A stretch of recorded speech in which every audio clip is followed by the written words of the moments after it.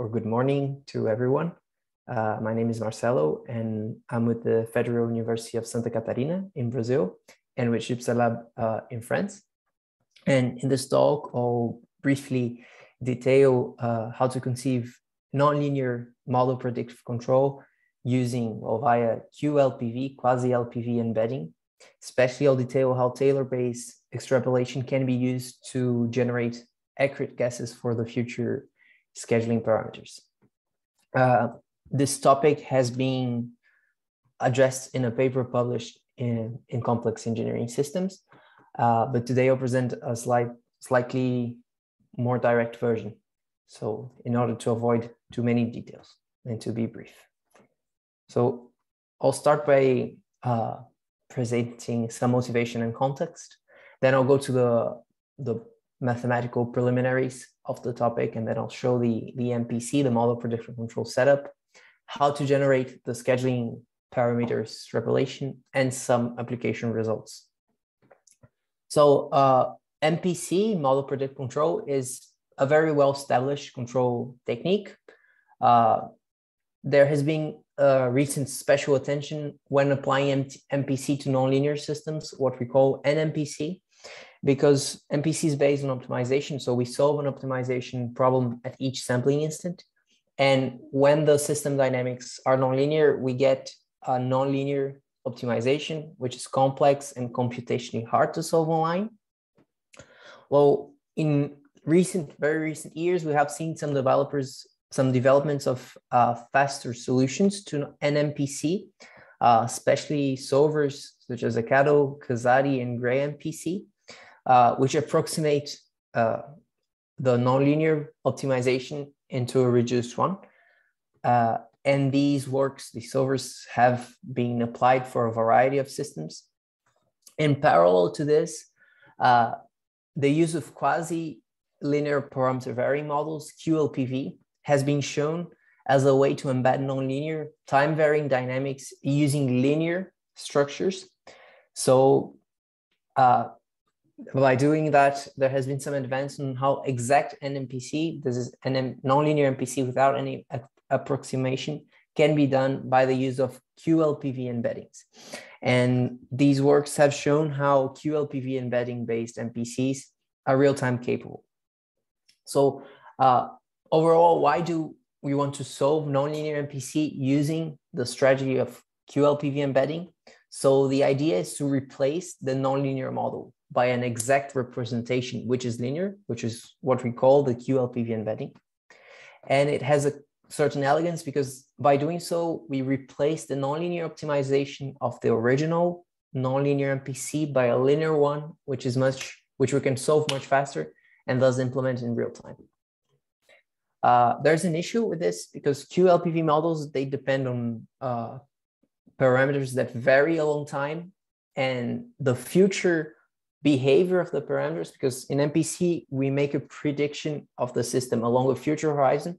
So we require the future prediction of the scheduling variables as well. This is what we denote PK. There have been some first works on how to estimate PK online using a sequential quadratic programming approach, SQP, which are the works by Professor Cisneros and Herbert Werner from 16, 17, and 20. And recently, some new conditions have been presented, including in the journal paper I published in this review, where we estimate PK, the future scheduling parameters, using a tailor-based expansion mechanism, for which we can provide some simple or easy enough to verify conditions for convergence. So in this talk, I'll try to advocate a little bit on how to use qLPV embeddings for the design of nonlinear MPC algorithms. I'll compare and detail the idea of using a tailor-based extrapolation mechanism and compare the results against benchmark algorithms. So against Kazadi, which is a nonlinear MPC embedded solver, and the SQP qLPV MPC approach, which is the one I told before by Professor Cisneros and Werner. I'll use a simple case study application. So it's a Cartesian robot system for which we have this beam that we want to control the load position along the x-axis. So the preliminaries on how to generate a qLPV model. Let's suppose we have a generic discrete time nonlinear model like this. So f is a nonlinear function on the states and inputs x and u, and you have fy as a nonlinear function that generates the output. And we suppose to have a state feedback. Okay, the MPC will be a state feedback, so the states are assumed to be measurable in this case. So we have two possible objectives: either we regulate the system steering the x to the origin, or we have a tracking goal when we want to steer the outputs to some given steady state target. To obtain a qLPV model, we want to ensure that the differential inclusion property is satisfied. This means that the nonlinear function f and the other nonlinear function fy, we have to be able to rewrite them as a state and input dependent matrix H multiplied by H and U.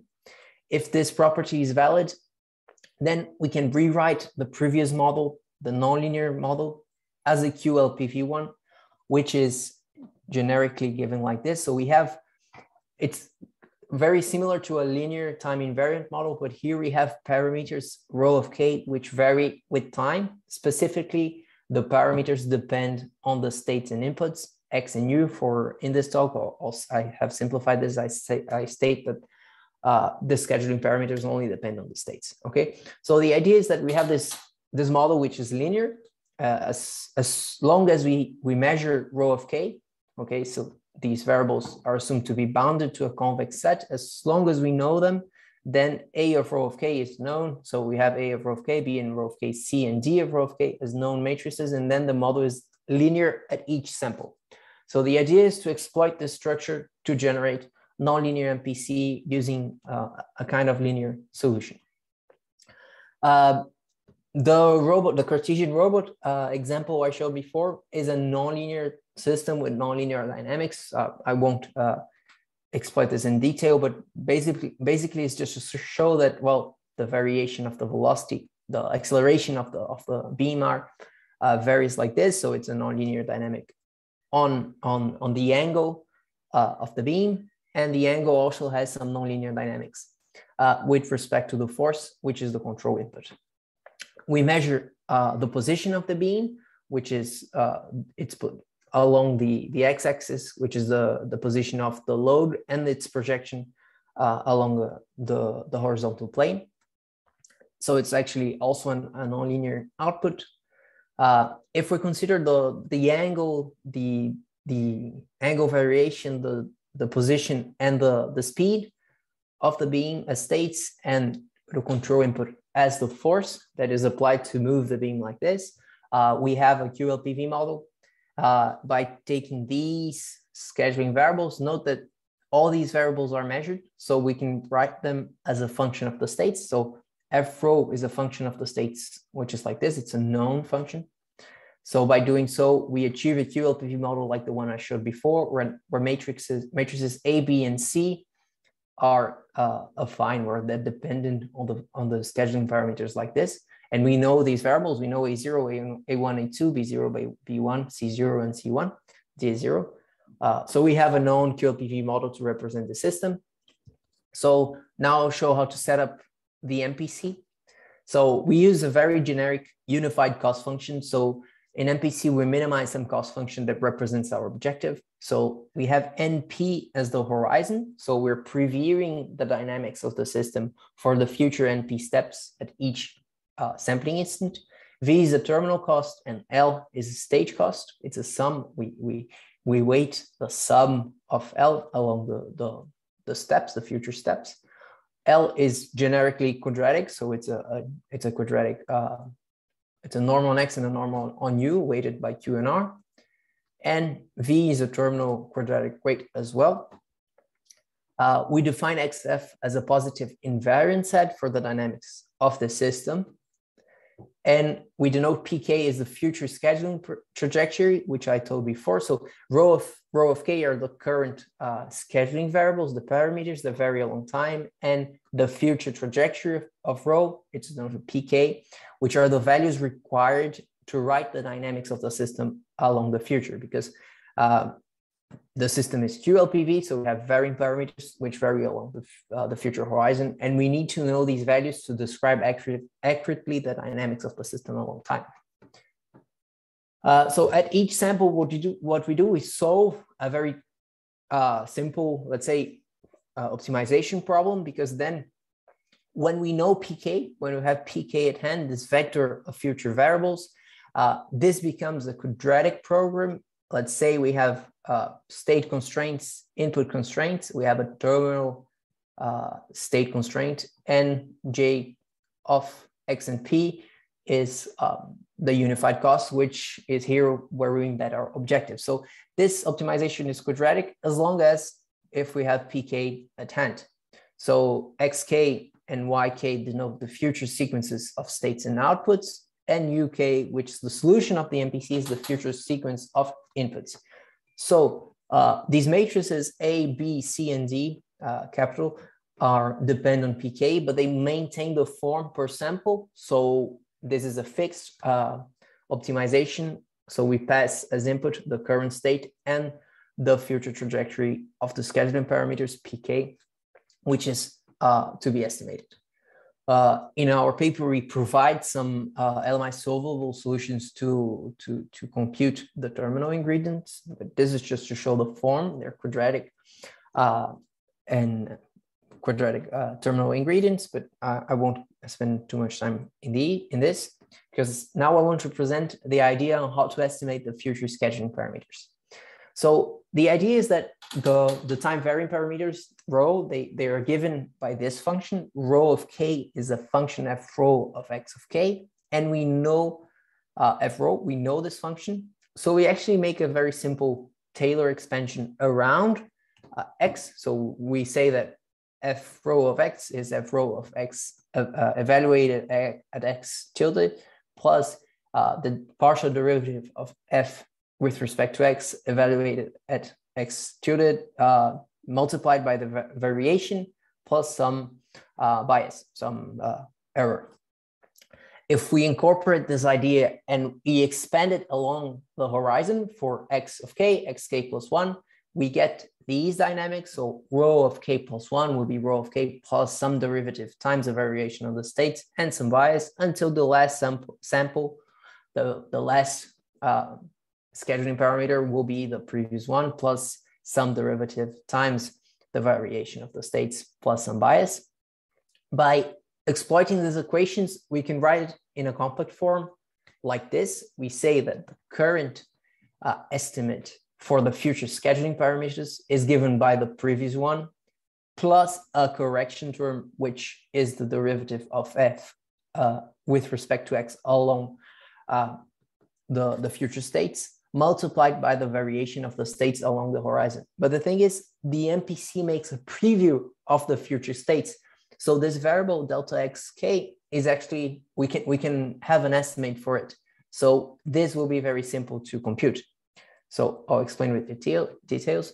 So PK is the current estimate, which is given as the previous one plus some constant multiplied by some other vector, which is also known. So delta x of k is taken from the last MPC iteration. It's the solution from the last MPC, which previewed the dynamics of the system. The extrapolation, so PK is an estimate. We show it to be convergent. So after some samples pass and some transit behavior occurs, we have shown that PK actually converges to the real value of the scheduling parameters. The residual error is bounded. This means that the estimates of the scheduling parameters, the difference between the estimates of the scheduling parameters and the real ones are small and bounded. And we only use linear operators. So to compute this online, it's numerically very cheap because we actually just take the previous vector and we sum it to another vector multiplied by a constant. So this is simple to do online. Now I'll show some results briefly on how this kind of algorithm can be applied to a real system. So once again, I'm considering the Cartesian robot arm system that I showed before. The objective is to control the position of the load. The results I'll show now have been achieved using YALMAP, well, MATLAB, YALMAP, and Gurobi as a solver for the QP, the quadratic program. So I use a realistic nonlinear simulation benchmark of the Cartesian robot, and we compare the following approaches. The SQP, qLPV, this is the state of the art, let's say on qLPV MPC, okay, which instead of using a linear operator to compute the scheduling variables, it uses a sequential quadratic program to estimate it. We also consider Casati, the nonlinear MPC solver, as an option. And what we call Taylor qLPV MPC is this one I detailed now. So we use a Taylor-based extrapolation to compute the future values of the scheduling parameters in order to render the MPC at QP. The system is sampled every 1 second, and 10 seconds are used as the horizon of the control. We want to track the states, steer the states to a steady state output, a steady state condition, which implies in an output tracking objective. So firstly, I'll show how the real scheduling trajectory behaves. This is for one of the scheduling parameters. So the blue line is the actual behavior along time. And here the colored lines are the trajectory estimates along time. So at each color of this is the preview of the NP future scheduling at the current instance. So for instance, here we preview the following dynamics and so forth. So we can see that the estimates are good. They actually estimate with precision the future scheduling variables by using the Taylor-based extrapolation. Here are some results. So in blue and red, basically we have the same curves are the results obtained by the qLPV, the SQP approach and the Taylor approach, the one I discussed today. And the benchmark one, the tracking is well done. So we can shift the load position with respect to this piecewise constant reference. And the green one is the one obtained with Casati. It's slightly slower because we had to add some slew rate constraints for it to be solvable and not to have to fight against some suboptimality issues, because Casati is based on an approximation. So we had to make sure the approximation was feasible for all samples. And this is the interesting part, I guess, is a performance comparison between the results. Of course, the SQP and the Taylor method are basically the same. We have a good tracking of the steady state reference, but then the good part is that we are able to implement it very fast. It's 12 millisecond. We have a 1 second sampling for the system. So we're able to be much faster because we do not have to use any sequential quadratic program. So this actually operates at 2 or 3 QPs per sample. This solves an approximated nonlinear program, but we solve only 1 QP and 1 vector multiplication to extrapolate the scheduling variables. So this is quite nice. It's real-time capable. We have tested for some other applications too. So the idea is that we have an average computational time 20 times smaller than Casati, which is quite impressive. By using a linear recursive estimate, the numerical burden of the solution is reduced over 30% with respect to the benchmark SQP method. And we only solve 1 QP per sample, which is nice. The qLPV embeddings framework is an elegant and efficient way to encapsulate the nonlinearities of the system, and thus the corresponding MPC is linear. We allow for less conservative control, and we always ensure that recursive feasibility is guaranteed. This is enabled by the terminal ingredients generated by the LMIs I discussed briefly. So today I just had some minutes just to advocate on how to do nonlinear MPC using qLPV embedding, qLPV generated models. The Taylor expansion mechanism is a novel and interesting alternative to estimate the future scheduling parameters of the corresponding qLPV model. Successful nonlinear case study benchmark was demonstrated. These results will be presented briefly in the next Mediterranean Conference on Control. And I'd like to thank especially Amir Naspolini, which is a student of ours, which helped with the simulation, and Professor Julio Normejico and Olivier Senem. Thank you. I think I was on time. So now we have some minutes for questions. Okay, thank you very much, Marcelo, for this great presentation.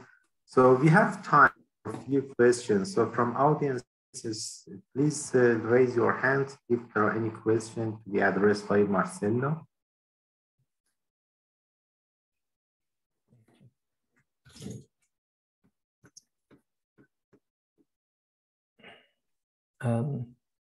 I tried to be brief, but yes, more details are presented also in the paper published in Complex Engineering. So actually the result is quite impressive. So basically when you mentioned that 20 times, so this much become faster. So this application.